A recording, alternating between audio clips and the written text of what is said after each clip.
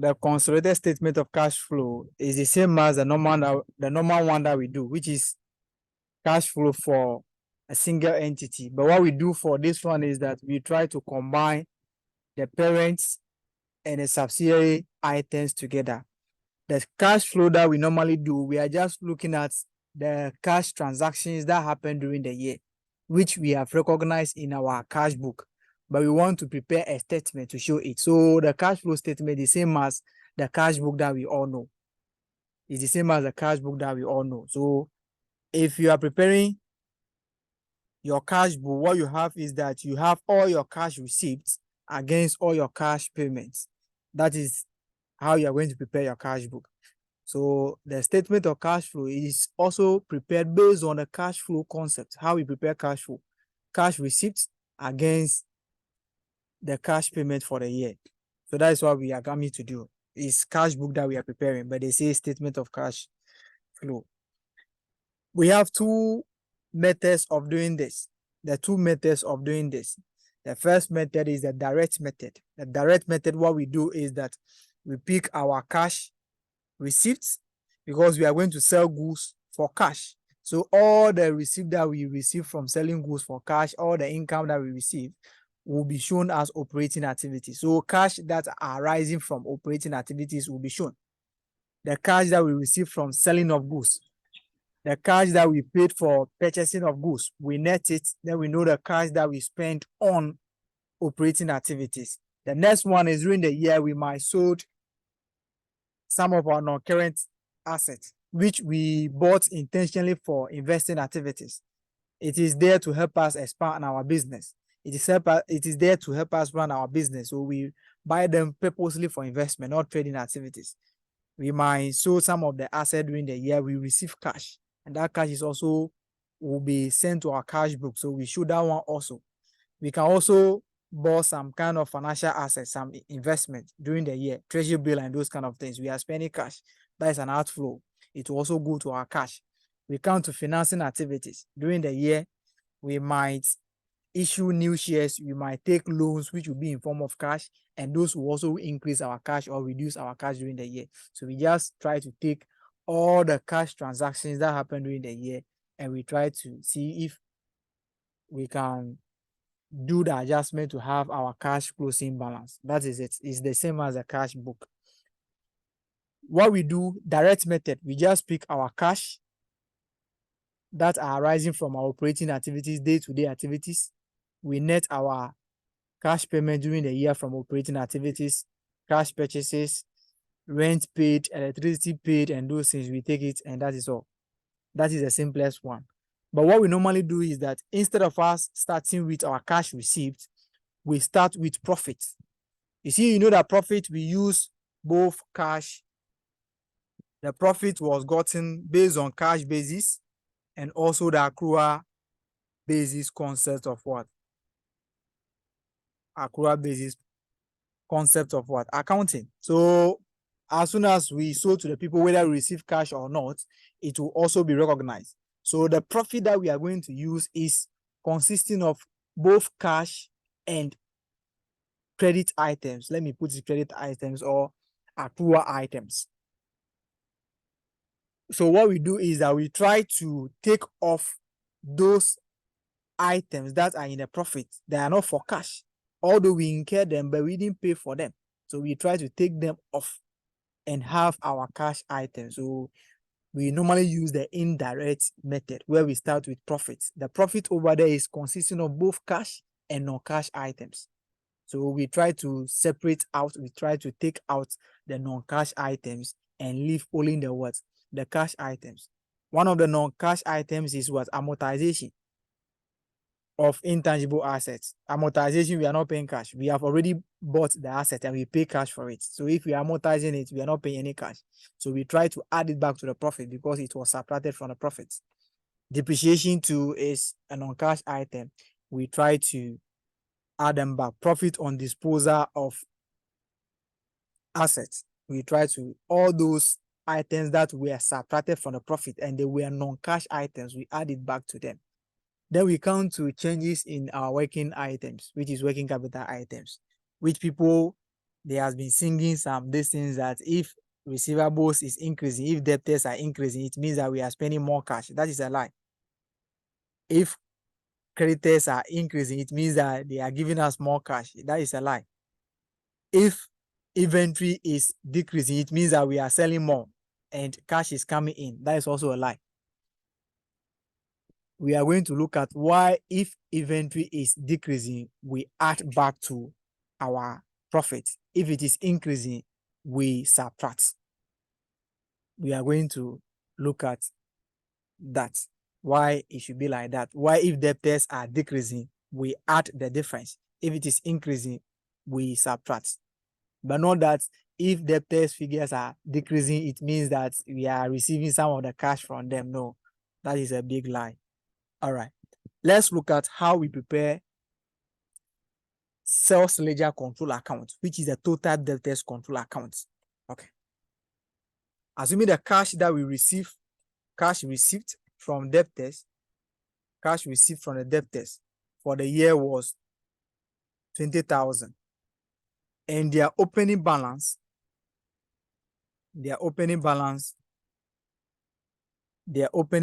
was 5,000.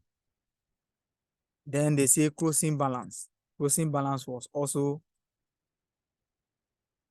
7,000. What will be the sales for the year? What will be the sales that we send to statement of profit or loss? What will be the sales figure that we send? What will be the sales for the year? If we are receiving 20,000 from them and they are previously owing us 5,000 and they are currently owing us 7,000 again, what will be the actual sales for this year?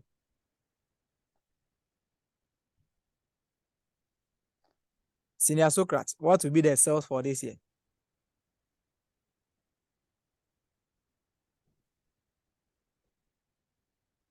That's the 20,000 minus 5,000 minus 7,000. No, it cannot be minus. You are owing me 5,000 and you have given me what? 20,000. All things being equal, it means that I have sold 15,000 to you again, isn't it? Yes. But you are still owing me 7,000. So how much, like what is the amount of the things that you have bought from me?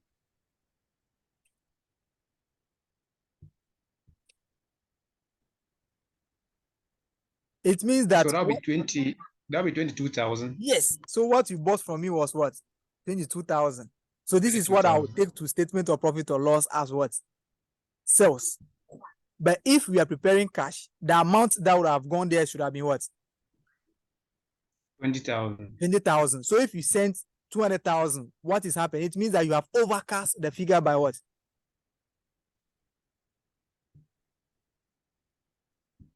It means that you have overcast the cash figure by what? 2,000, isn't it?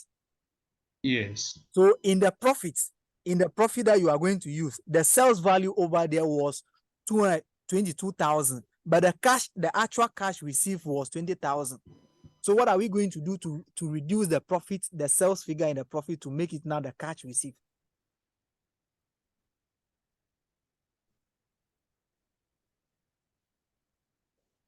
I'll take that again. We are preparing cash flow. Yeah.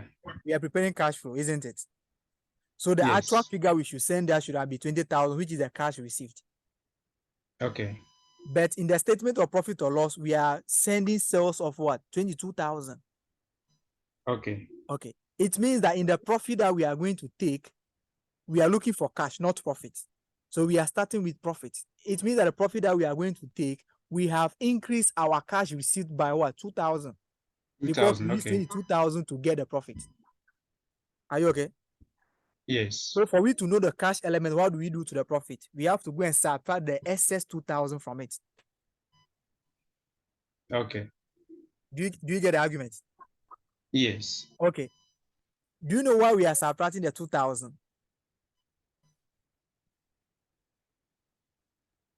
The 2,000 is the effect of the closing balance.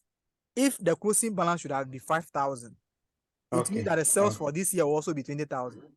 20,000. Okay. So it means that the sales that we are sending there is the same as what the cash received. We don't have to do any adjustment. it means that in the profit or loss account, the amount that we send there as sales is the same as the cash receipts. So we can't do anything. Okay. But in this case, the closing balance is 7,000. So the sales that we are sending there is 22,000. But we are looking for cash. 22,000.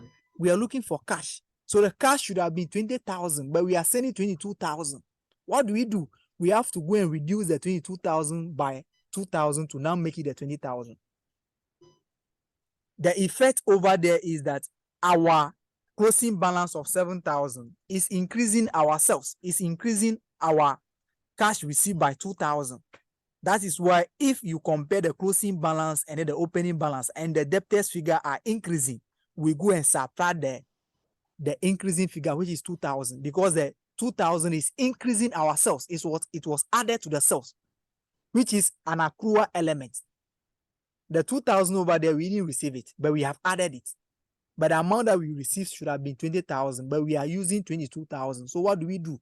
We go and subtract the 2,000. The 2,000 over there, it means that the 5,000, 7,000 and 5,000. Okay, if it should be 5,000, 5,000, it will be neutral effect. But now it's 7,000. The effect on our sales will be 2,000. It is going to increase our sales by 2,000.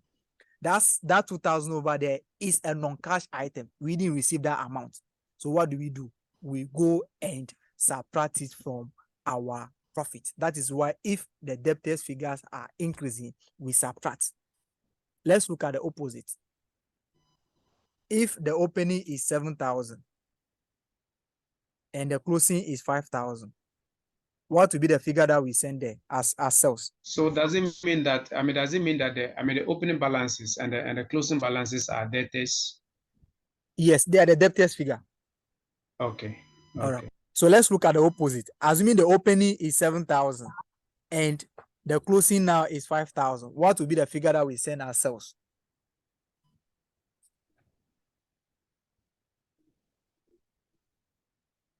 We'll be sending 15,000. No, it will not be 15.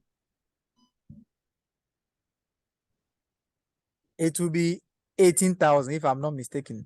It will be, we assume that you have paid 7,000, the previous amount that you are owing, you have paid 7,000.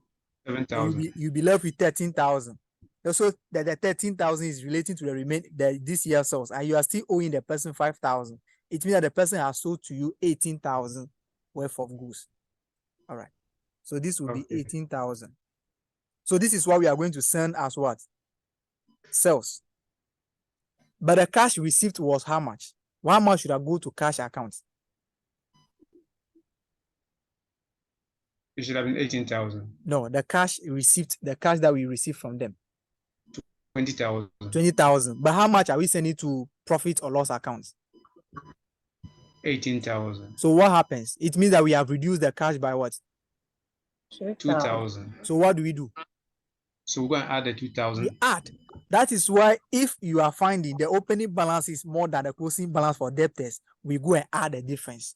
Not that you are receiving the 2,000 from debtors, so that is a cash in. That is a cash inflow. No. That is a lie. Maybe that is how you want to learn it. No. That is not the idea. The figure that we should send there is 20,000.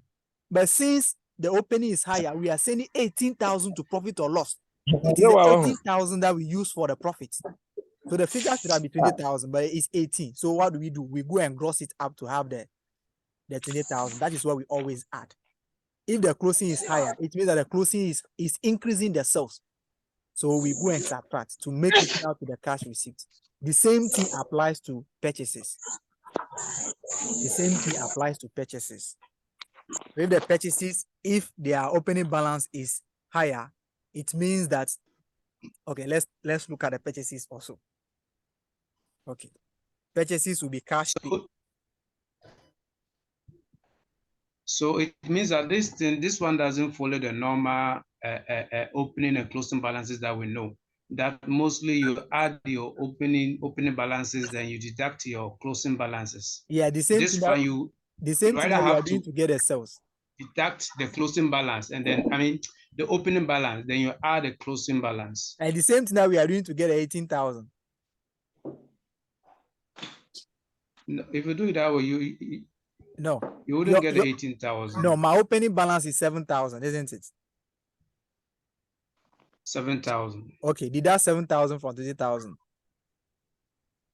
So that's what I'm saying. But the normal this is that mostly you add the closing balance to the figure there, then you less your closing balance. So opening balance is added. Yes, No, and no, you no, no, add no, it, no, then no, you deduct the closing balance. no, no. But because this one is debtors, This you is either debt add test. your This is debt test. The closing and then the cash so receipt will all be they will be at the same side. They are all going to be at the credit side of the debtors account. inside. The opening balance will be at the debit side. So if you open debtors accounts, their balance, debtors are assets. So opening balance will be a debit balance. If they pay you, Okay. you are going to receive cash. So cash will increase, debtors will reduce. So you debit cash and Okay. credit what? Debtors. But the closing Okay. balance will be at the credit side so that next year it will come to debit side. Okay. So what we do is that we add the closing balance and subtract the opening balance. That is what we do. That is it. Okay. Okay. All right. Let's come here. Let me use the same figures, or let me use 25,000. Okay. So opening balance. Okay, let me put opening. Let me also put closing here, closing balance. Okay. So OB. Okay. Let's assume that the opening balance was 4,000. The closing balance was 6,000, or let me use 7,000. Okay. What will be the purchases for the year? 28,000. 28,000. Okay. Yes. But we are preparing cash flow, isn't it? Yes. How much should you have taken to the cash flow statement? 25,000. It should have been the amount that we paid, isn't it? Okay. Yes. But what are we doing? We are using purchases of what? Because we are going to 28,000. use profit. It means that in the profit, the purchases figure is what? 28,000. Yes. Are you okay? Okay. So it means that we Yes. are increasing the cash paid by how much? 3,000. 3,000. Okay. What will be the effect of this on our cash receipts?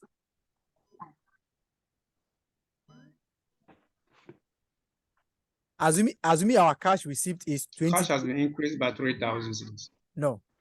Assuming our cash receipt was 20,000. And the purchases should have been what? Okay. 25,000. So that we have a net deficit of 5,000, isn't it? Okay. The amount that we received was 20,000. The amount that we paid was 25. So we are going to have a deficit of 5,000. 20,000. Okay. But now we are using 20,000, but we are using 28 against that. So what will be the deficit Okay. that we have? It will be 8,000, isn't it? 8,000. Okay. So what do we do to make it now 5,000? We go and add the 3,000 because this is a deficit. This is negative. So you go and add the 3,000 to now make it to the deficit of 5,000. Okay. Okay. That is why if the closing balance of the creditors are higher than the opening balance, we add. It means that if you have 28,000, it is reducing your cash. It is reducing your cash that you received. It should have been 25,000, but you are using 28. So it means that it has reduced your cash by additional 3,000. So go and add it. Go and add it. Let's count to the opposite. The opening being higher than the closing. Okay. What should have been the purchases that we will show in the statement of profit or loss?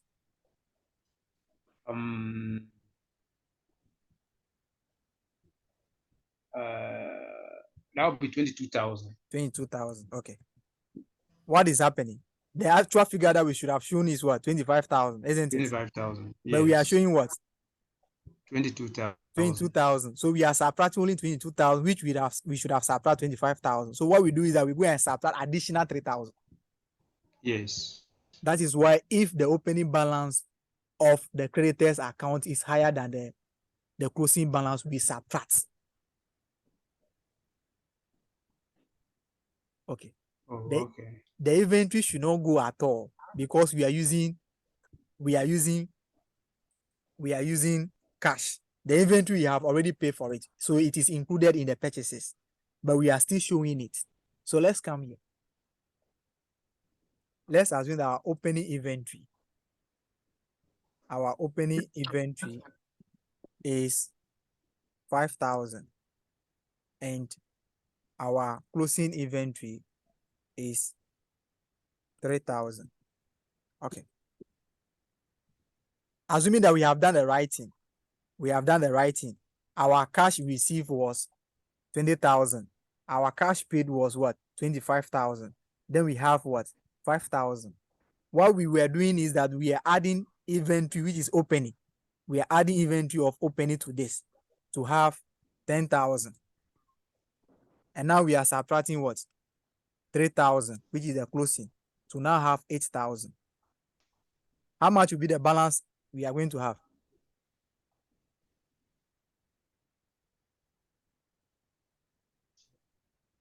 Can you come again? Okay. The cash that we received, let's assume that there was no credit sales and there was no credit what? Purchases. So the purchases were cash, the sales were also cash. So the sales that we are going to show in the statement of profit or loss will be what? 20,000. The purchases will also be what? 25,000. 20,000. Okay. Okay. What do we do with opening stock in profit or loss? We add, isn't it? Yes. Okay. Yes. So we add it to the purchases. How much are we going to have? The opening stock is 5,000. We are going to have 30,000, isn't it? 30,000. Yes. Okay. So if we have the 30,000, what are we going to do? We subtract the what? The closing. We subtract the closing stock. That will give us what? 27 what? Thousand, isn't it? Before we subtract it from the sales and get a profit of what? 3,000. We get a profit of, no, we get a loss of 7,000. The sales is 20,000.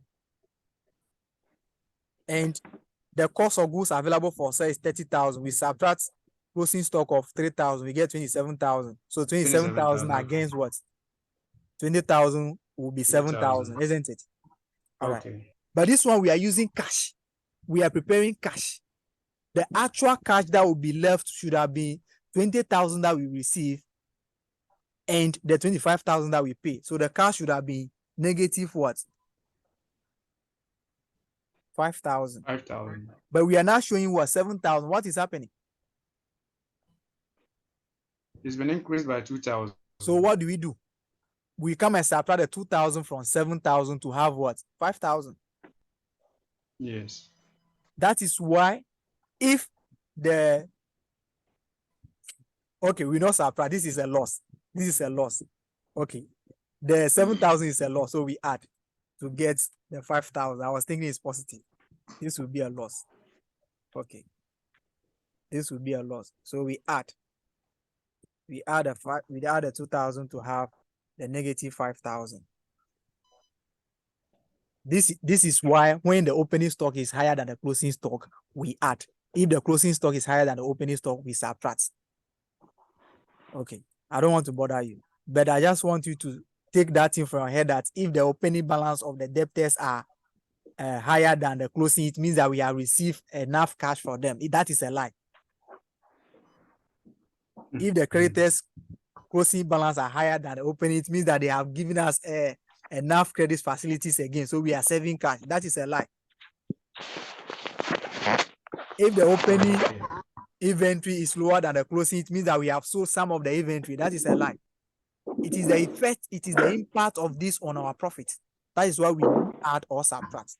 It is the impact. Let's come to consolidated statement of cash flow. This one, we start with profit after share of associate profits. For the single company, what we do is that we start with profit before tax. But for statement, the consolidated statement of cash flow, we start with what? Profit after share of what? Associate profit. Profit after share of what? Associate profit. Everything that we are going to do is the same thing. But what we do is that the question will give you we are going to calculate a goodwill. Yes, you calculate a goodwill and see whether it has impaired, so that in the impairment you go and add it back to profit and those ones. And they also give you the net asset of the entity. If you have the net asset of the entity, we also look at what we do. Let's pick a question, then we just solve the question. Then all that I'm saying will be shown in the question. Then we know that, okay, we have done. The format is there too plenty. If you like, let's solve question 2.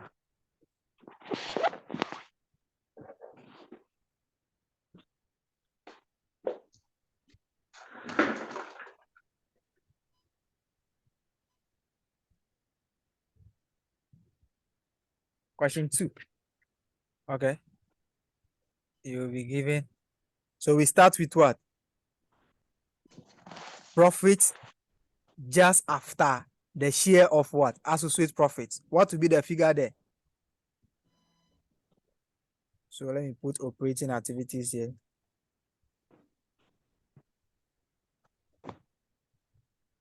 So let me put the currency sign here. We are keeping 3 zeros at the top. Okay. So profits before tax. We start with profit before tax. Okay. What is the profit before tax in this particular question? 12,000. Profit before tax? 2,900. Okay. No. Profit before tax, I'm getting 9,200. The 2,900 is the share of the associate profits. Are we there? Okay. Okay. So what do? We add back non-cash items. The first non-cash item over here is the share of the associate profits. The only thing that we can receive from the associate in cash is dividends. So the share of their profit, they are not paying the money to us. We are just saying that, okay, they made this profit for the year, we are having this share. So the first non-cash item will be share of associate profits. So you add the non-cash items. The first one is share of associate profits. This profit, we are not receiving it. So how much is that? 500. No, that would be 2,900. 2,900. I'll be looking at the thing very well. So let's go. Let's go to the additional information. You will see something about maybe depreciation and those things there. Okay.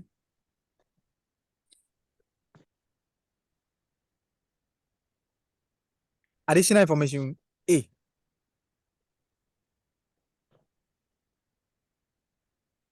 What are they saying? Depreciation charge in arriving at before profits, profit before tax was 4 million. Okay. There were no disposal of property, plant, and equipment in the year to 31st December 2020. So what are we going to do to the depreciation?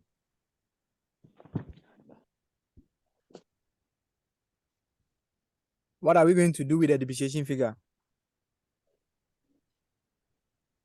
We add it back. We add it back. Depreciation is a non-cash item, so we add it back. Okay. That is give us 4,000 because we are keeping 3 zeros, isn't it? Yes. All right.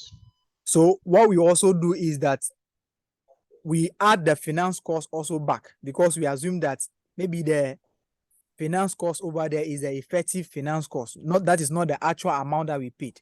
So we assume that the finance cost over there, some of it is for cash and some of it is also for what? Non-cash. So we add it back and go and determine the finance cost is the same as the interest that we do. It's the same as the interest. So you add the finance cost back and go and determine the actual interest paid. That is how much. Finance cost is how much? 1,900. Yes, 1,900. Okay, let's come. Okay, let's read the information one by one so that we calculate everything and go. All right. Information B. Okay. FB acquired a controlling interest in SM during the year for 6,350,000 cedis. Okay. The consideration consisted of 350,000 cedis in cash and the transfer of 4 million cedis of FB equity share with a deemed value of 1 cedis 50 pesos per share at acquisition date. The non-controlling interest was measured at its fair value of 450,000 cedis at acquisition date. At acquisition date, FB made no other purchase or sales of investment in the year and had no investment at the start of the year. Okay. So what they are saying is that the FB has acquired what? SM during the year. So if they are acquiring XM during the year, it means that they will take over the asset of what? The SM, isn't it? Yes. So the asset, they will give you the asset of the subsidiary. The asset of the subsidiary is going to increase the asset of the parent during the year. So we come and do workings for the receivables to how the receivable has increased during the year, how they have decreased over the year. We do it. How we do it is that we look at the parent's receivables, current asset before acquisition. So the figure that we should have at reporting, all things being equal, should be the parent figure at before the acquisition plus the subsidiary figures. That will give us the reporting figures, all things being equal. If they are not equal, then it means that there is something happening. So we are going to take all of them one by one and do it. All right. Before we that, let's read the third one. That's a C, right? Okay, let's see. The fair value of the net assets of SM as at the acquisition date was as follows. Okay. Property PPE 2,400, inventories 3,600, receivables 2,000, cash and cash equivalent 2,000, payables 3,800. Okay. Then you have the totals 4,400. Okay. You see, this one, the way you calculate net asset, they will not give it to you. They will give you how you calculate the net asset. You can see that they have given you the net asset figure at acquisition. What is that figure? 4,400. So you can go straight forward and calculate your goodwill. So how much is the parent paying? So let's go straight forward and calculate our goodwill. Let's go do the workings fast. So we have workings. We have the workings. So the working, the first one is goodwill. Let's calculate the goodwill. Okay, the goodwill will be calculated as the parents, the amount that the parent is paying, which is the purchase consideration. That's 6,350,000. Okay, so we are keeping 3 zeros, so that will give us 6,000. 6,350. Okay, 6,350. Okay, so what will be the net asset portion that the parent is paying for? What is the net asset of the subsidiary? What is the total net asset? That is 4,400. But the subsidiary, the NCI is taking how much? How much is for the NCI? The 4,400 is the total value of the company. The parent will be taking part, NCI will also be taking part. So the part that NCI is taking is 450. So we subtract 450 from this and get how much the parent will be paying for. How much are we getting? 3,950. 3,950. So we subtract this from the amount that the parent is paying. The parent should have paid 3,950, but they are paying 6,350. It means that they are paying for something that we are not seeing. They are seeing it. It's just like you are going to marry and you are paying more than the bride price. It means that you are seeing something in your wife that we are not seeing. Okay. The goodwill is what? 2,000 what? 400. 400. This should have been the goodwill. All things being equal, if the goodwill has not impaired, this should be the goodwill that the parent will show in the statement of financial position. So let's now go to statement of financial position and see if the goodwill over there is the same as 2,400. Okay. Let's go and see.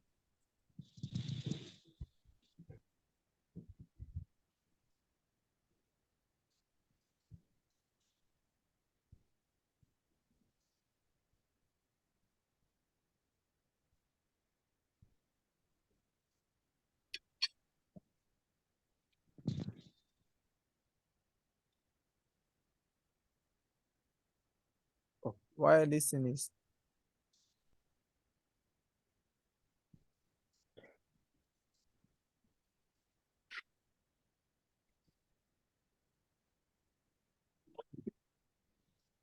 Okay. What is the goodwill? Okay. What is the goodwill figure there? It's 12,000. 12,000. What should have been the goodwill? Is it a question B that we are 2,000. solving? 12,000. 2019 was. Okay. I'm coming. Let me check this thing as well. There's nothing for 2019.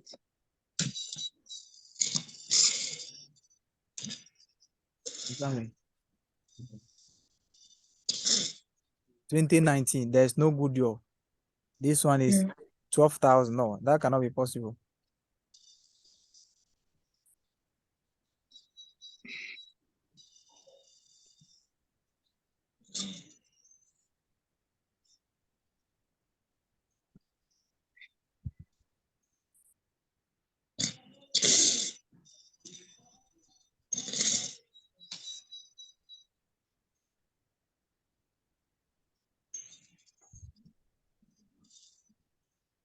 Okay, let me check the original question. Okay.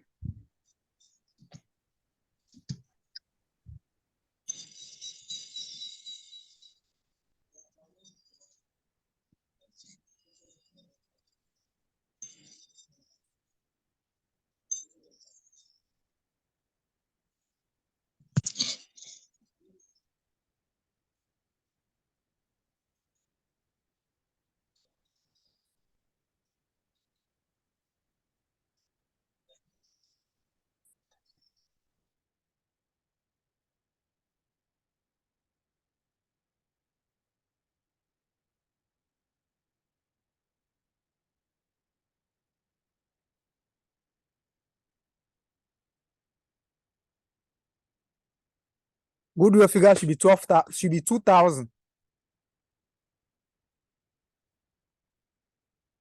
Goodwill should be 2,000. Okay, not. I don't know where I got this thing down, because if you add 12,000, 11,000, 38,000, it will be more than the 51,000 that we have over here. Goodwill should be 2,000. Sorry, goodwill should be 2,000. So if goodwill is 2,000 now, what happens?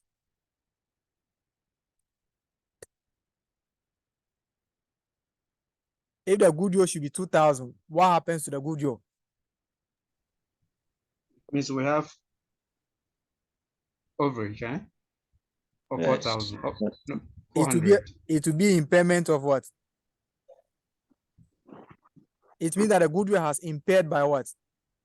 400. 400. And the question even states it. Look at this Okay. one. They say an impairment review, an impairment review conducted at 31 December resulted in goodwill being written down and amount being charged to what? Profit before what? Tax. So what will happen is that the goodwill, the impairment, it's not cash. It's not cash item, but we have subtracted it from the profit. It means that I reduce our cash. So let's go and add it back. So we come here, we have impairment of goodwill. You see, everything about console, everything that you are going to do is that just try to reconcile all the figures over here. Try to reconcile all the things that you can reconcile. Okay. Let's have impairment of 400. Okay. What is the share capital of the parent at the beginning?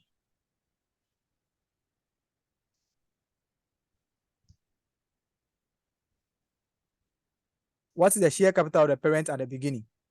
The beginning is 2019. Share capital It's 20,000. is 20,000. What is the share capital now?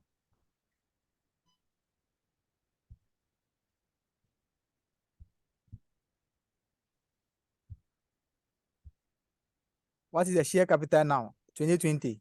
That is 35,000. Okay, 35,000. Okay, 35,000. How many shares were given to the subsidiary?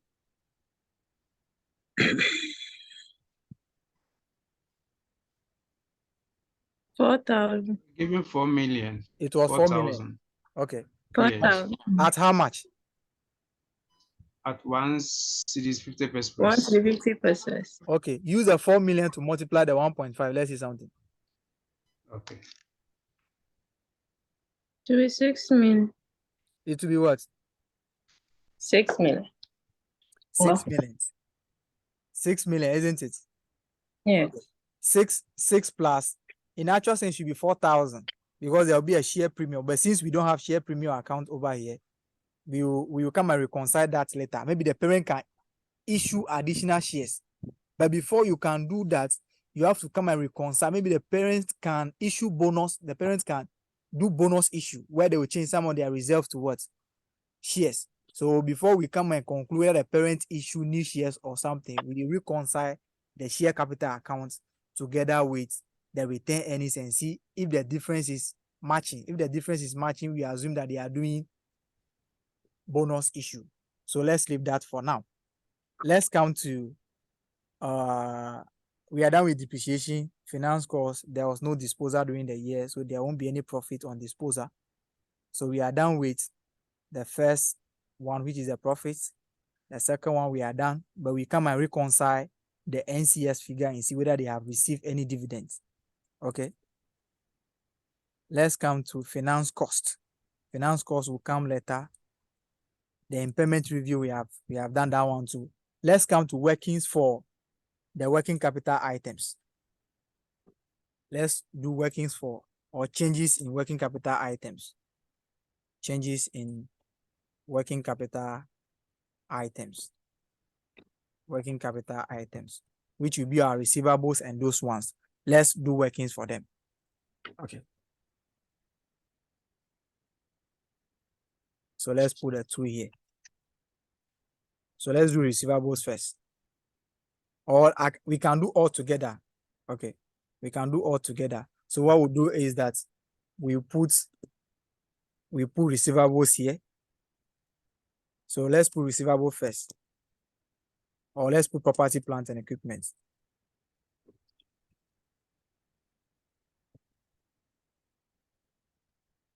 Property, plant, and equipment.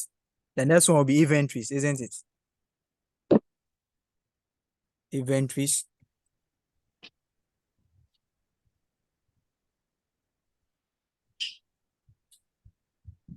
The next one will be receivables.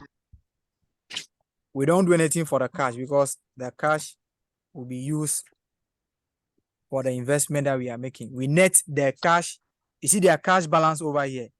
We net it against the cash that we pay for the investment. You can see that the investment that we are making is an outflow. We are paying cash of 350, isn't it? Yes. So what we do is that we are going, if we pay 350, we are going to receive 200 back. So we net the 200 against the 350. Then we show the net cash that we give to them in the investment activity. So we are going to show only 150 there. 150 there. So let's go to payables. What was the balance on the account before the parents acquired these people? What was the balance on the current account? The parent account before acquisition of the subsidiary. Before you have to see that, you go to 2019 because they acquired the subsidiary during the year. They acquired them during the year. It means that during the year will be 2020. So what was the PPE balance? That will be 2019. What will be the PPE balance before the parents acquired these people? 32,000. 32,000. Okay. What was the inventories balance? 9,000. No, inventory. That one is investment in associates. Count to current assets. Inventory is down there. Okay. That is 26,000. 26,000. Okay. What was the receivables? 25,000. 5,000. What was the payables?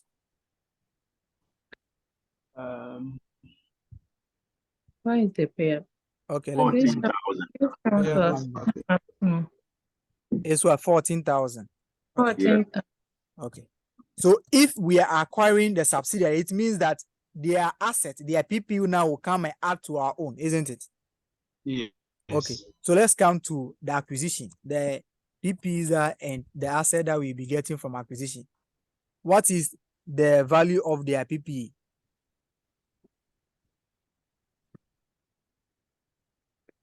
Their property, plant, and equipment. 2,400. Okay, their inventory is how much? 3,600. 300. Their receivables. 2,000. 3,000.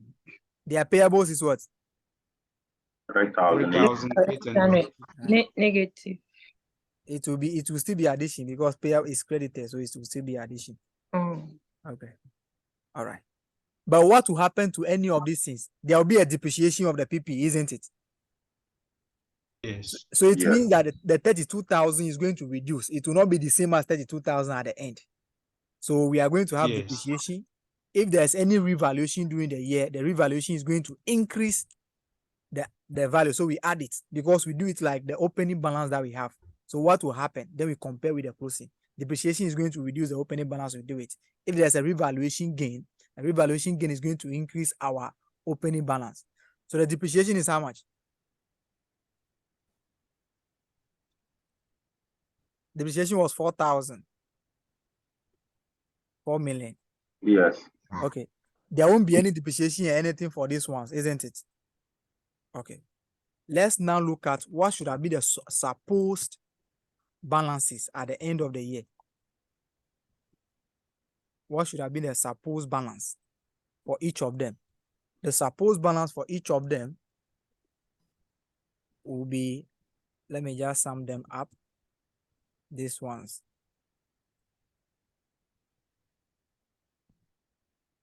The supposed balance should have been 3,400 for this. And it should have been this one for this. But what is their balance in the statement of financial position now? What is their closing balance, 2020 balance? PP is what? What is the PP balance, 2020? PP is 38,000. So what is happening? What is happening there? It has increased. That means they have purchased some assets during the year, isn't it? Yes. Okay. By how much? That is 38 minus 30,400. Yes, that will give us how much? 7,600. 7,600. So there will be acquisition of new assets, which will be an outflow under investment activities. All right. Let's come to the inventories. All things being equal, inventory should have been 29,600, isn't it? Yeah. Yes. What is the inventory figure for 2020? 11,000. 28,000. No. 28,000. So what is 28,000. happening there? Has reduced. It Has has reduced, reduced. isn't it? By how much? Yeah. 1,600. 400. 1,600. 600. Okay. What will be the effect of, if inventory is reducing, what will be the effect on our profits? Profit will increase. Profit will what? Increase. It means that the opening balance is higher than the closing balance. If the opening balance is higher than the closing balance, it is going to reduce our profits. The inventory has reduced our profit, but we are looking at cash. Inventory should not have gone to the cash account at all because we pay for them already, they are in cash. So what will happen is that this will go to changes in working capital items as positive. Because the effect on our profit means that it has reduced our profits. It has reduced our cash received. So what do? We go and sum it up to bring the cash to its normal stage now. So let's go and do this one, the first one, changes in working capital items. That will be, let's bring the inventory first. Inventory, that is 1,600. Let's move on to the next one. That will be addition. Let's come here. What's supposed to be the supposed receivables balance? 7,000. The supposed is 27,000. What is the actual balance in the statement of financial position now? 22,000. What is happening? There's a decrease. There's a decrease. What is the effect of this decrease? What will be the effect of the decrease on our cash receipts? To reduce it, It has reduced it. So if you want to do it now, what do? you add it back. We add it back. All right. So we go and have receivables. So the receivables will be, it's 2,000, right? Yes. Okay.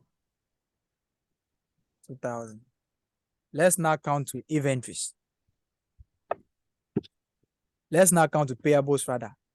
What is the payables figure in the statement of financial position?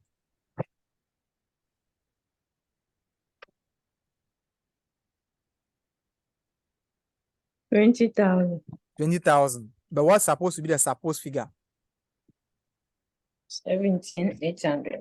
17,800. So what is the difference? It has increased. By how much? 3,200. 3,000. 2,200. 2,200, isn't it? Yes. What will be the effect of this on our cash receipt? It has increased it. No.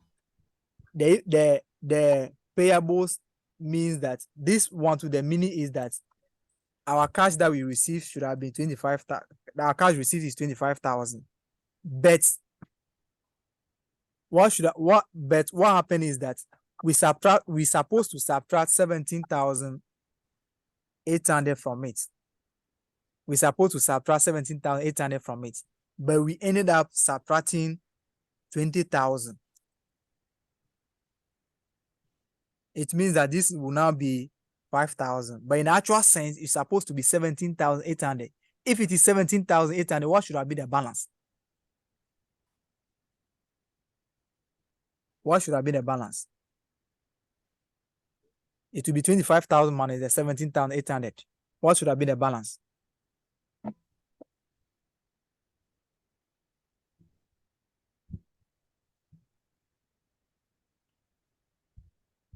$25,000 minus 17,800. What should have been the balance there? 7,200. 7,200. But how much are you having? You are having 5,000, isn't it?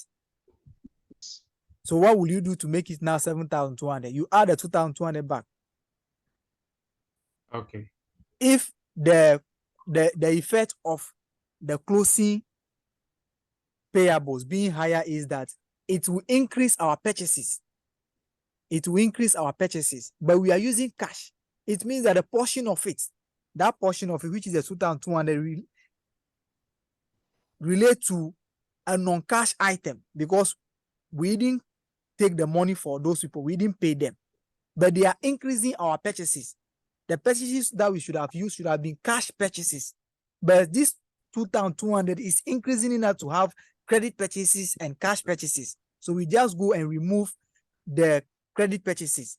Purchases is subtracted from revenue. It means that if the purchases is higher, the revenue will be lower. So this has reduced our revenue by 2,200. We go and add it back. Okay. So we have payables. We add payables. We add, which will be 2,200. Okay. Let's put these ones together and add. Then we look at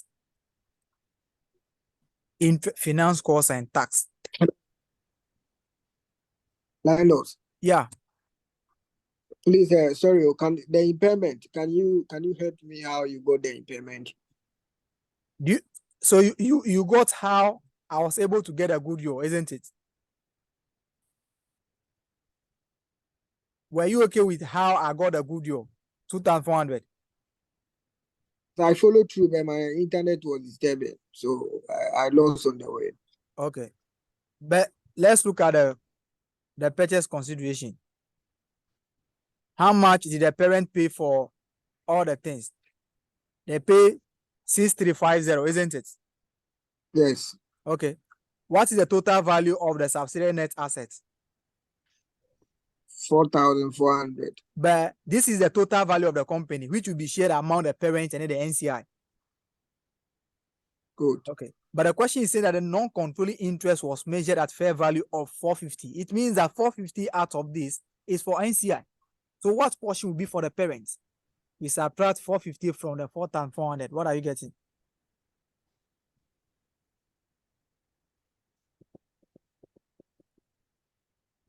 $3,950. Are you on the same line with me? Yes. Okay. But how much is the parent paying for the $3,950?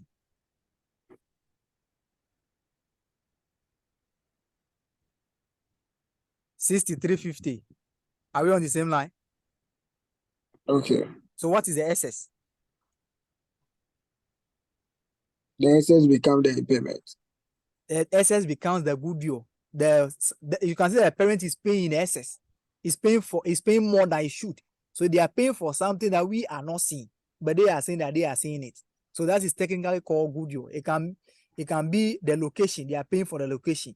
The company, the subsidiary is in a strategic location. So they are paying for the location. So the difference is the goodwill. The goodwill is 2,400. But in the statement of financial position, for the previous year, the parent doesn't have any goodwill. If the parent should have a goodwill, then we add the new goodwill now to it before we compare with the closing figure. The closing figure is 2020, which should have been 2,000, not 12,000. So the goodwill is supposed to be 2,400, but we are now having 2,000. It means that the goodwill has reduced by 400. Are you on the same line with me? Okay. And the 400 is the impairment. The 400 is the impairment. Okay. We don't pay for goodwill. We don't go and buy goodwill unless you are acquiring the company. That is where the goodwill will come. You can't just go and say you are paying for goodwill. Someone will sell goodwill to know, unless you are buying maybe the 50% of what the person is having. That's why you have the goodwill. All right. So let's come to what again should we come to? We are done with the inventories, receivables, and those ones. Let's now find the total. Then we move on to the cash paid and then the interest paid. Okay, I've gotten that.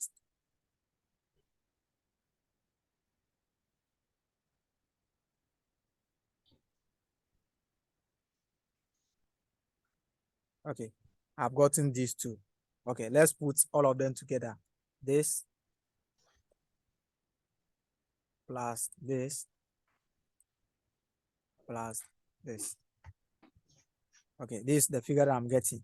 So the treatment of interest, you can decide to treat it as financing activities or operation activities. Any of this, you can treat it. Some people say that you are paying the interest because you went for a loan or something. Some people also say that you are paying the interest because you went for the loan to finance your working capital items. So the loan is directly attributable to your operations.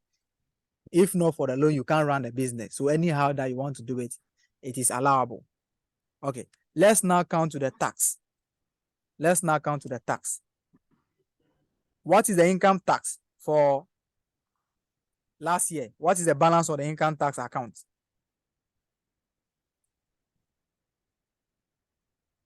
What is the balance on the income tax account?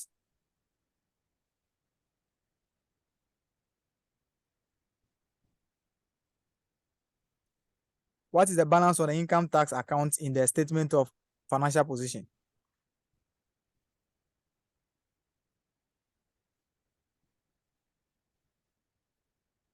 Are we here?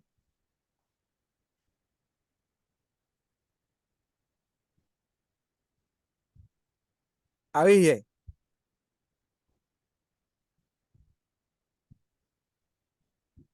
This is 3,200. Okay, 3,200. Okay, this is the opening balance. So on the income tax account, the opening balance, income tax, the opening balance was 3,200. What was the tax for the year?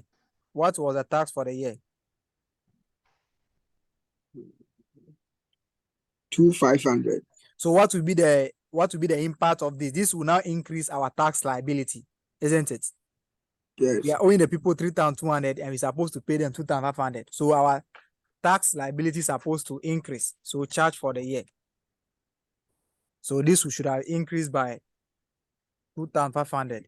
So the actual tax that we should be owing the people, if we didn't pay them anything, should have been this, which is the amount that we are owing them before plus the new amount.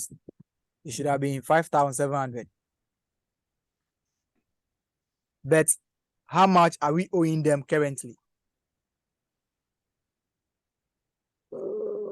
4,000. 4,000. 4,000. It means that we have paid some amount, isn't it? Yeah. So how much did we pay? 1,007. 1,700. That is that is the cash that we paid. But if you are having deferred tax in the question, we don't have deferred tax here. You adjust the deferred tax together with the income tax. So what will happen? If you take the income tax, you take the income tax balance, then you add the deferred tax balance also to it. Then you come and take the income tax for the year, which is including the deferred tax. Then you add it to their opening balance. You compare it with the closing balance. Then you get the amount paid. But this one, there is no deferred tax. Then we come here and say tax paid. If you are doing the workings, you number it. You say tax paid workings 2 or something. And this will be 1,700. It will be outflow. Let's come to the interest paid. The interest paid. Okay. Let's come to the interest. Do you have any interest in the statement of financial position? No, we don't have any interest liability. Okay. It means that the interest for the finance cost was paid. Let's come to additional information. There is something over here. If you don't have any interest liability, it means that whenever you incur interest, you pay the full amount. You are not owing anybody. So the interest, which is the finance cost for this year, maybe if it is relating to the interest, it means that you have paid all. If it is not relating to the interest, it means that the portion that is relating to the interest has been paid. Let's come to a footnote that is talking about the interest. Okay. Finance costs relate solely to the long-term borrowing. The effective interest rate of 4.527% was charged on the opening balance of the liability, and the interest of 1,200 was paid in December together with the capital repayment. So let's now pick this percentage, 4.524, and go and apply it on the long-term borrowing figure at the beginning. Long-term figure at the beginning is 4,200. So let's apply that percentage on that. 4.524 multiplied by 42,000. The interest will be charged on the opening balance. How much are we getting? 1,900. So you can see that the 1,900 in the 1,900 over here, all of them was paid because they say the interest was paid together with what? The interest was paid together with on the opening balance of the liability, and interest of 1,200 was paid in this. Okay, the interest paid was only 1,200 in respect of the 1,900. Are we okay? Oh, okay. Okay, the interest paid was only 1,200. So we come here, we have 1,200. The interest paid was 1,200. But how much was the balance at the beginning? How much was the balance at the beginning? The long term was 42,000, isn't it? Yes. Was 42,000. Now it is how much? 36,000. 36,000. Okay. It was 36,000. Okay. The actual figure that should have been there should have been this. Let's look at this. The actual figure that should have been there should have been this. It should have been the opening balance. The balance of what? The balance 42. of 42,000, isn't it? Okay. Which will increase by the interest will increase it. Because we don't pay the interest instantly. So the interest will increase it 1,900. Okay. Okay. If it's 1,900, it should have been the actual balance that should have been there should have been what? 43,900. 900. But what is the balance there now? 36,000. Okay, 36,000. So how much was paid? 7,900. 7,900. 900. But 1,002 of this relate to the payment for the interest. So what will be relating to the payment of the principal? 6,700. 6,000 what? 700. 700. So we go there and say redemption of the long-term borrowing, which will be a financing activities, 6,700. That was the amount paid relating to what? That was the amount paid relating to the principal, which is the loan itself, the redemption of the loan itself. Okay. I'm sure we are done with this one. This will be negative because it's interest paid. It should be negative. All right. Okay. Let's now subtract to get a net cash flow from operating activities.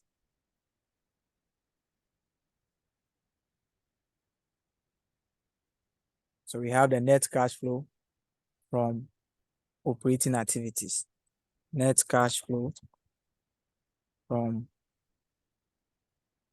operating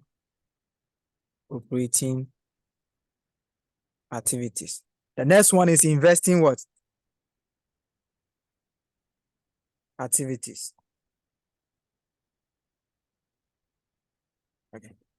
So the first one is the acquisition of what? Property, plant, and equipment. Acquisition of property, plant, and equipment. How much did we get on the account? Property, plant, and equipment, the working, how much did we get? 7,600, isn't it?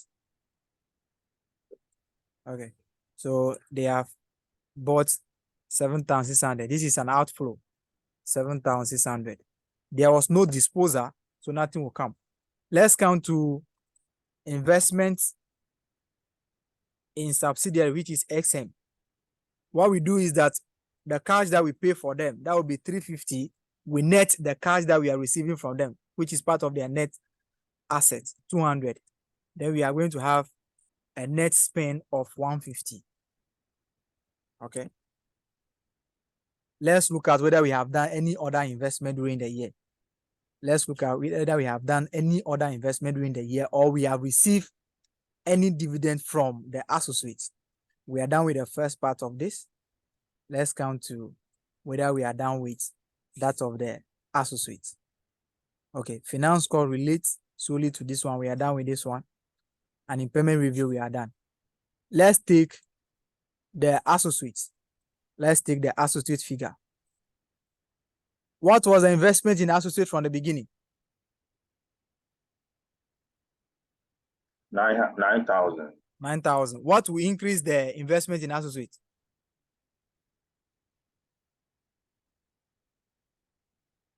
Investment in associate, what will increase it? It will be their share of the profit, isn't it? Okay. Okay. So the share of their profit will increase the investment in associates. If you put money in the bank, it is the interest that is going to increase your money at the bank. So how much do we receive from them? Share of their profits.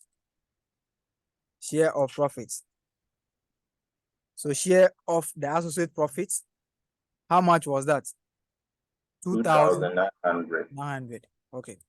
All things being equal, what should have been the investment, the net investment? 11,900. 11,900. That should have been the closing balance. But what is the closing balance over here? 11,000. So the closing balance is 11,000. So what is the meaning of that? We receive dividends. We receive a dividend of what? 900. 900. So the dividend of 900. The dividend of 900, is it going to be outflow or inflow?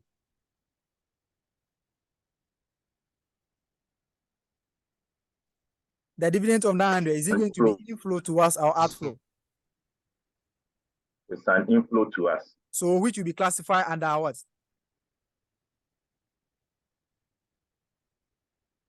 Is it going to be classified under investing, operating, or financing? Investing. Financing. It will be classified under investing because we are investing in the associates. Are you okay? Dividend received. Yes. That will be an inflow. So we put it 900 positive 900. Okay. I'm not sure whether we have any other investing activities, but let's be moving. Let's be moving.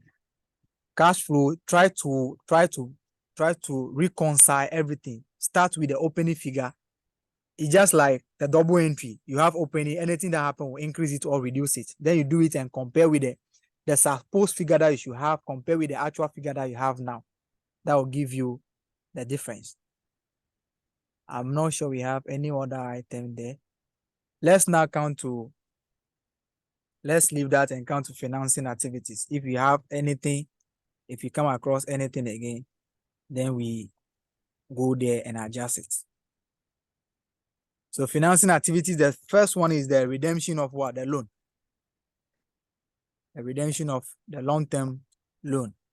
How much did we pay? How much did we calculate and pay? 6,700. So we bring it over here because we are paying, it will be outflow, 6,700. Okay. What we do is that we go and see whether we have paid dividends, any dividend during the year.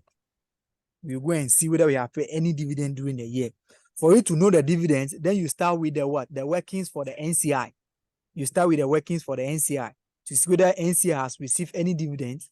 And you also come and do your return earnings and see whether the parent has also paid dividends or the parent has done bonus issue or the parent has done share premium, anything. All right. Let's start with the NCI, the non-controlling interest. We start with their opening balance. What is the opening balance of the NCI in the statement of financial position? NCI, what is their opening balance? Before the acquisition, did they have any NCI? No, they didn't have. So there won't be any opening balance, but from 2020, they are going to have fair value of the amount that we are having in the subsidiary. That was 450, isn't it? So we are going to have 450 at the beginning at the date of acquisition. Let me just put it at the date of acquisition. What will increase the NCI? Share of profit, their share of the profit. Their share of profits. Their share of profits. So the share of profit, you go to the statement of profit or loss to see the NCA share of the profits. What is the NCA share of the profit? 500. 500. So what's supposed to be the NCI closing balance? 650. Okay, 950. 950. Okay. But what is their balance now? 650. So what is happening? They have received a dividend of what? 300. 300. Any difference over there, take it as dividends. Are you okay? Oh, okay. Okay. They have received a dividend of what? 300. So 300. dividend paid to NCI. So dividend paid will be 300 for the NCI. 300. Okay. Let's come to. Okay, let me do this one before we look at where the parent is selling some part of it. But this one, if we do disposal, the understanding will come. Let's come to the parent return earnings now. Let's reconcile the parent's return earnings. Let's reconcile the parent's return earnings. Okay. What is their opening return earnings for the parents? 14,300. Okay, 14,300. The return earnings was 14,300 return earnings. So the balance will be 14,300. What will increase the return earnings? It should be profits. Yes. So you Profit go to for the the year. you go to the statement of profit or loss and see the profit for the year attributable. You see the parent own. What is the parent share there? 6,200. 6,200. Okay. So how much? What should have been the supposed balance? 20,500. Okay. 20,500. Okay. But what is the balance that they have?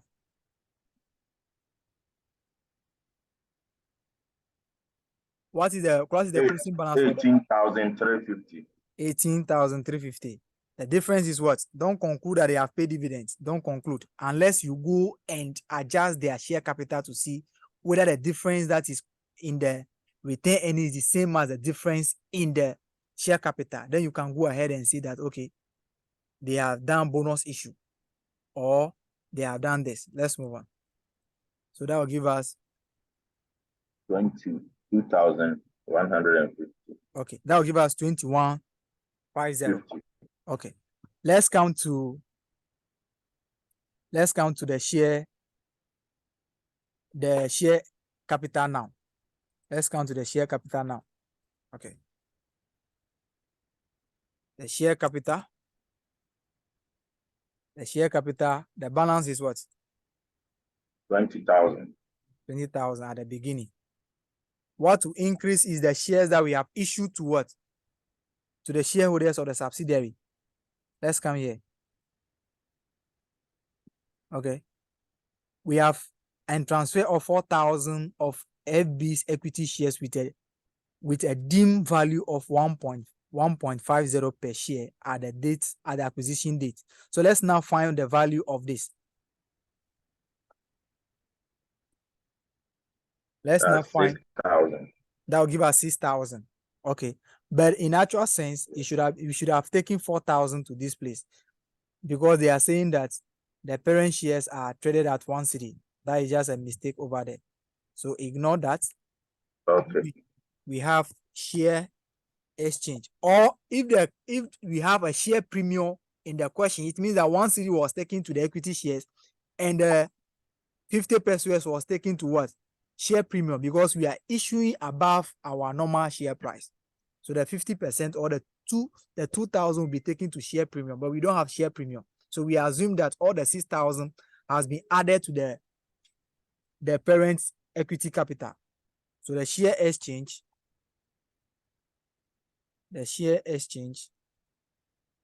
will be 6,000. What will be the supposed balance? 26,000. But how much do they have now? 35,000. 35,000. So what is the difference? 9,000. So the 9,000, since it's not the same as the difference between the return earnings, we assume that the parent has issued new shares and they have paid a dividend of what? 2150. So if the two should have been the same, then it means that the parent has transferred some of the return earnings to their equity shares. That is a bonus issue. Bonus issue does not bring money. Are we okay?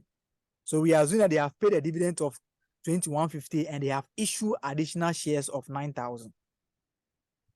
So the dividends paid, should we add a 2 or I should bring this one to dividend paid by parents? Let me put it, dividend paid by parents. Dividend paid by parents. That will give us 2150. Are we correct? Then Yes. issue of new shares. Issue of new shares. That will give us 9,000. All right. With this, I'm not sure that we have anything left again. We can go ahead and add.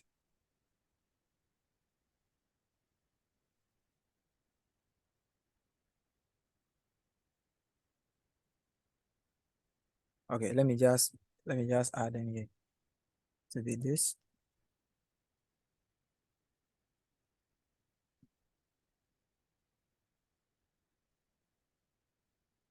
So I'm having negative 6850. So let me come here to add this one too. Let me add this. Okay. Okay. I'm getting negative. I'm getting negative this one. So this is the net cash flow from investing activities, financing activities, net cash flow from financing. Let's go to net cash flow from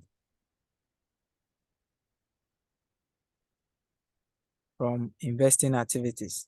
So let's now put all of them together to have the total net cash flow for the year, which will be this plus this plus the net cash flow from operating activities. Okay, so this will be the net cash flow for the year.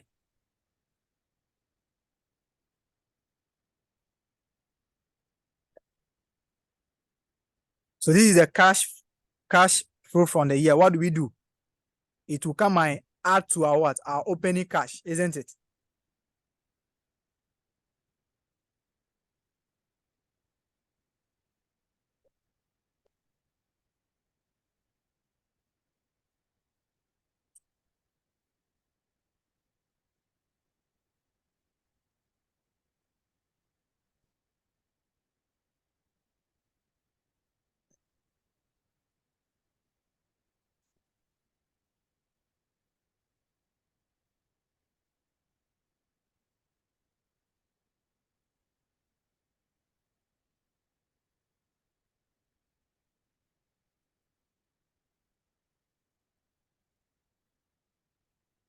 Linus, are you talking?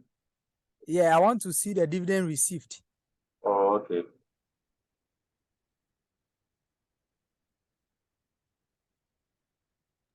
Because it is not going to balance. Yeah, I want to see the dividend received.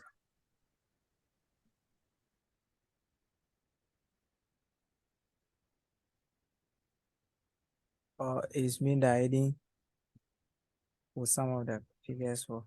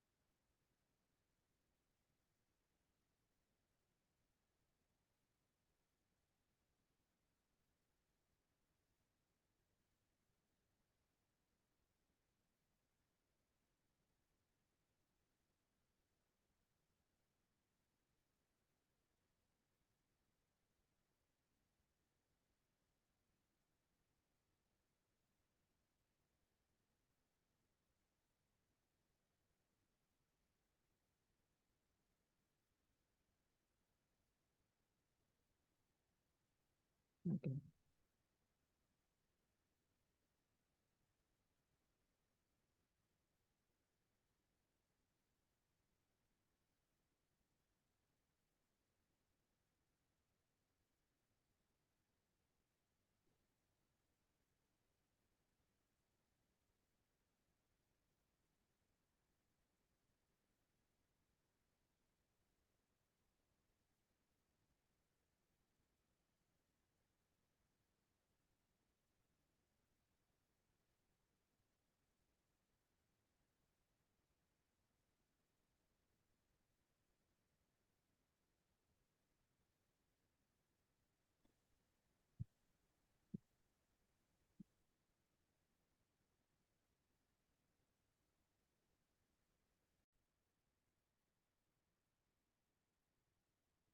Senior Socrates, are you there? Yeah, yes, I'm here, Linus. Okay, the share of the associate profits Okay. should not have been an addition because the share we are not getting cash for it. So where we added it to the profit, so it should be subtracted. But I made it addition. I made it addition, so it should not be an addition. It should have been subtraction. So I'm sure with that, everything okay. So you have your cash balance at the beginning. Your cash balance at the beginning, which is 1,500. So you add the 2. You have the 15, this one, which is this one. Share of profit. They have received the profit which was added to their profit. So it should have been subtraction, not addition. Oh, okay. Okay. So if it should have been a subtraction, that is where we add. But this was an addition. But we are not, it's just like profit on disposal, which we are not taking money for it, but we have added it to the profit. So it should have been subtracted from the profit, but I've made it addition. That is the reason. So how would you know that they received cash or not? Maybe they received their profit. The They cash actually that received it or not? the cash, you see, profit itself, we don't receive the profit in cash. It is received as a dividend in cash. So that is why they have received a dividend of 900. Okay. So what you do is that the share of the profit was added to the profit, which is not a cash. So since you are adding a profit, you should have reduced it. But we are making it addition. But you now come and calculate the investment in the associate. So you take the investment at the beginning, you add the share of the profit. All things being equal, the profit plus the investment at the beginning should have been the actual amount that you should have at reporting if they did not receive any dividend, if there was no impairment. But you can see that it's supposed to be 11,900, but they are having 11,000. It means that they have received a dividend of 900. That dividend will be an inflow. Then you put it under investment. You put it under investment. This share of profits, I treated it as a non-cash item that was deducted. Okay, share of profit. They have received the profit which is not for cash. Subtract it because it was added to our 9,200 over here. But if we should have taken a profit before the associate share of profit, it means that we won't do anything with the 2,900 again, because the profit that we are going to take will be 12,000 minus 1,008 minus 2,000 minus 1,900. That will be the profit that we are going to take. It means that the associate share is not part. Then we won't come and add or subtract again. But since we have added the associate part before taking the 9,200, it means that the 2,900 is part of this one, which is not even cash. It was initially added. Go and subtract. All right. Okay. Okay. So this is all about the cash flow. The best way to solve it is that reconcile everything one by one. Pick the PPE. What should have been the PPE if nothing happened? The PPE should have been the opening balance. If you buy new, you go and debit. If you depreciate, it will reduce. Then you do it and compare with the opening. If you compare with the closing, if the closing is higher than what you should have, it means that you have purchased some. Or the difference should also represent revaluation gain. But the question didn't say anything about revaluation gain. So we assume that we have purchased. Take your working capital items. What was the receivable before the parent acquired the subsidiary? So now they have acquired the subsidiary. It means that they are going to add it to the parent figure. That will give us the group figure. So it is the parent added together with the subsidiary that will give us a group figure. So if we add that, what should have been the figure that we should get? And what is the figure that we are getting? It will be that there is increase, they have paid some or something like that. Then you decide on how to do it. You can also have a question where the parent will be disposing part of either subsidiary. The parent will be disposing part of the subsidiary. If the parent is disposing part of the subsidiary, it means that part of the asset of the parent will be going out. So if we have a question, we are not going to have time to solve maybe a cash flow question again. So let me just use this one to explain. Okay. Assuming they say that the parent has disposed of a subsidiary during the year, it means that that subsidiary might be there for long.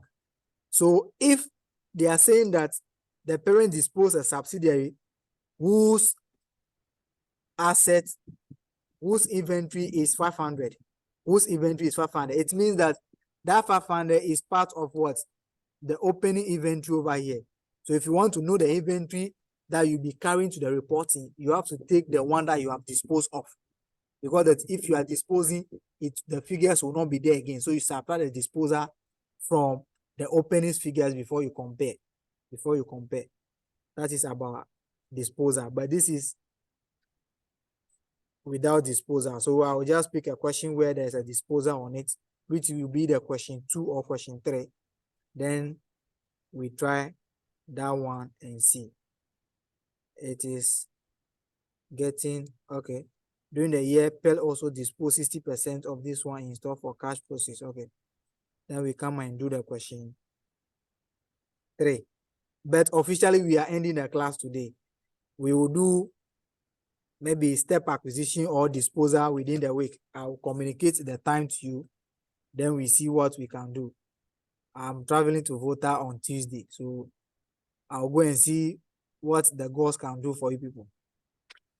It's very necessary. Which part of water are you Go to going? Nogopo. No, go put it on. I'll go Which to part of water are you going? Aplau, Border Town.